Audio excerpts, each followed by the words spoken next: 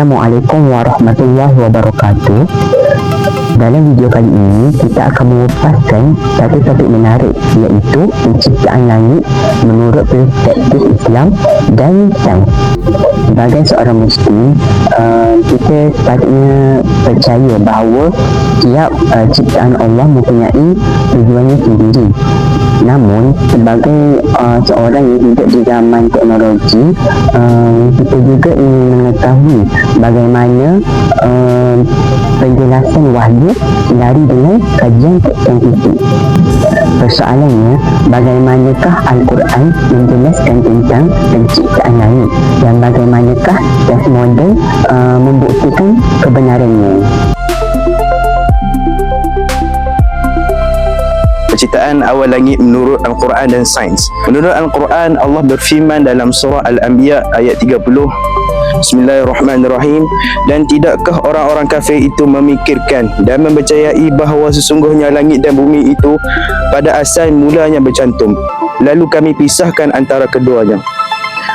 Menurut tafsir Ibn Kathir, ayat ini menunjukkan bahawa alam semesta ini bermula dari satu keadaan yang tunggal, iaitu satu keadaan yang padat sebelum ia dipisahkan. Apabila kita bandingkan dengan konsep sains moden, konsep ini selari dengan teori Big Bang, yang mana teori Big Bang menyatakan bahawa alam ini bermula dari satu titik yang sangat padat, kemudian meletup dan berkembang menjadi alam yang kita lihat pada hari ini. Yang menariknya, Al-Quran telah menyentuh konsep ini 1400 tahun sebelum sains moden menemuinya. Ini menjadi bukti bahawa Al-Quran bukan sekadar kitab agama, bahkan merupakan sumber ilmu dan kebenaran. Hari ini, saya akan menerangkan tentang penerbangan alam semesta. Dalam surah Al-Zariyat ayat 47, Allah berfirman, dan sesungguhnya kamilah yang membina langit dengan kekuasaan kami, dan sesungguhnya kami benar-benar meluaskannya. Pada tahun 1929, Edwin Hubble menemui bahawa galaksi sedang bergerak menjauhi antara satu sama lain. Penemuan ini membawa kepada kesimpulan bahawa galaksi alam semesta sedang mengembang. Ini menunjukkan satu keserasian yang jelas. Apa yang disebutkan di dalam Al-Quran sejak sekian lama akhirnya dibuktikan oleh kajian astronomi moden. Allah menyebut dalam surah Al-Mulk ayat ketiga bahawa Dia menciptakan 7 petala langit yang berlapis-lapis. Para ulama seperti Al-Qurtubi dan Ar-Razi berpendapat bahawa 7 lapisan ini boleh difahami sebagai struktur berperingkat yang mempunyai fungsi tersendiri. Dalam bidang sains pula, atmosfera bumi terdiri daripada beberapa lapisan yang berbeza, iaitu troposfera, stratosfera, mesosfera, termosfera, eksosfera. Setiap lapisan memainkan peranan penting dalam melindungi bumi, seperti radiasi matahari, meteorit hinggalah kestabilan cuaca. Walaupun konsep 7 langit ini tidak semestinya identik dengan atmosfera, tetapi persamaannya tetap wujud dari sudut susunan yang penuh hikmah.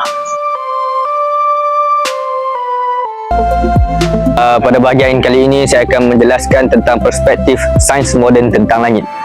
Seperti yang kita maklum, sains telah menjelaskan bahawa selepas berlakunya proses Big Bang, gas hidrogen dan helium telah mula berkumpul disebabkan oleh daya tarikan graviti. Proses ini telah membentuk bintang-bintang, planet-planet, bulan dan galaksi. Termasuklah galaksi Bima Sakti yang menempatkan bumi, yakni di mana tempat kita berada sekarang. Antara fenomena yang dibincangkan di dalam sains moden adalah antaranya jaring gelap. Jadi ia membantu mengikat galaksi-galaksi.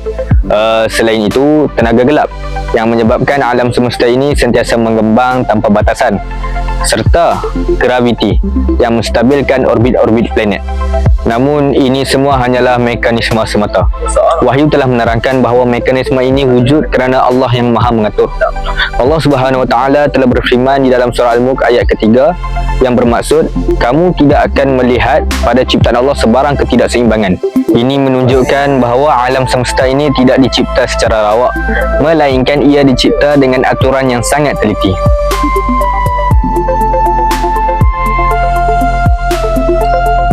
Jadi ramai yang beranggapan bahawa sains dan Al-Quran ni bertentangan. Namun realitinya Al-Quran tidak pernah menolak sebarang kajian ilmu. Bahkan Al-Quran menggalakkan manusia untuk berfikir dan menyelidik. Pada surah Al-Imran ayat 190 ada menyebut sesungguhnya pada penciptaan langit dan bumi terdapat tanda-tanda bagi orang yang berakal. Sains mendedahkan proses alam, manakala wahyu pula mendedahkan tujuan alam. Apabila digabungkan, kedua-duanya membawa kita kepada satu kesedaran bahawasanya langit dan bumi ini merupakan salah satu kekuasaan Allah Subhanahu wa Ta'ala. Sebagai rumusan, kita dapat lihat bahawa yang pertama, Al-Quran sebenarnya memberikan kita sebuah gambaran awal mengenai kejadian alam. Yang kedua, sains moden mengesahkan banyak fakta tersebut melalui kajian dan penemuan yang terbaru. Yang ketiga, alam semesta ini menunjukkan keseimbangan, keindahan, kebijaksanaan dalam ciptaan Allah Subhanahu wa Ta'ala. Semoga perkongsian kami ini dapat membantu kita lebih menghargai ilmu sains dan dalam pada masa yang sama meningkatkan keimanan kita terhadap Al-Quran. Sekian daripada kami. Wassalamualaikum warahmatullahi wabarakatuh.